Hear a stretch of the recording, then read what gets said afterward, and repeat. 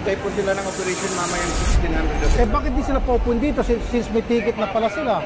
Nakita ko yung mga pasahero doon, pinagpapawisan, may mga bata, pinapaypayan.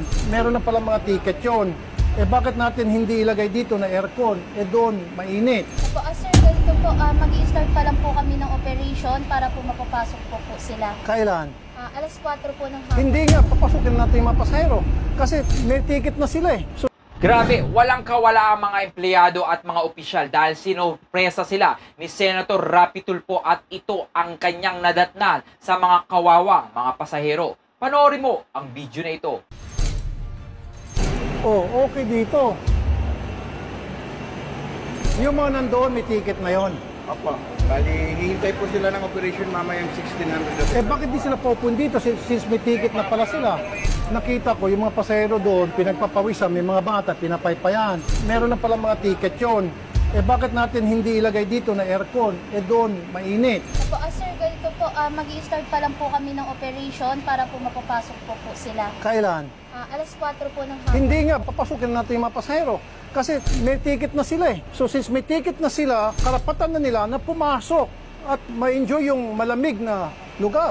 Yung mga pasahero doon sa isang bilin na napakainit, total ticketed na sila, ayaw pa silang papasukin doon sa departures. Ang gusto ko mangyari, from now on, dapat lahat ng mga pasahero may ticket na papasukin na dito sa aircon na building na komportable. Can we do that, sir?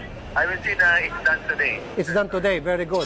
Ako po ay nagagalit kasi meron palang magandang accommodation doon na aircon. Ikaw kasama sa biyahe. Opo. Pero may ticket ka na.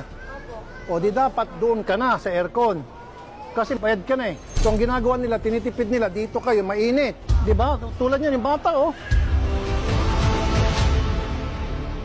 Isa pang problema rito, walang opisina ang Coast Guard, walang opisina yung PPA, Philippine Ports Authority, doon sa malayong lugar, and then pag kailan mag-inspeksyon, bibiyahe pa rito 1 hour before ng biyahe, alis ng barko, saka pupunta yung Coast Guard. Dapat may Coast Guard na dito sa loob ng compound na ito, meron ng Philippine Ports Authority, meron ng taga-marina, in case na kailangan agad ng inspeksyon or they are needed, agad-agad, they can respond. Agad-agad, makatugon sila doon sa kakailangan na aksyon o gawin para doon sa kung ano man problema.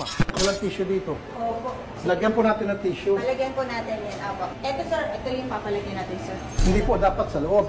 Alam mo ba naman nakahubad sila tapos kaya gano'n. Sige po. Maganda. Yes, Mr. Senator. May nursing, room. Yes, Mr. Senator. Playroom, prayer room, kompleto po yan. Okay, very nice. Okay naman pala. Gusto ko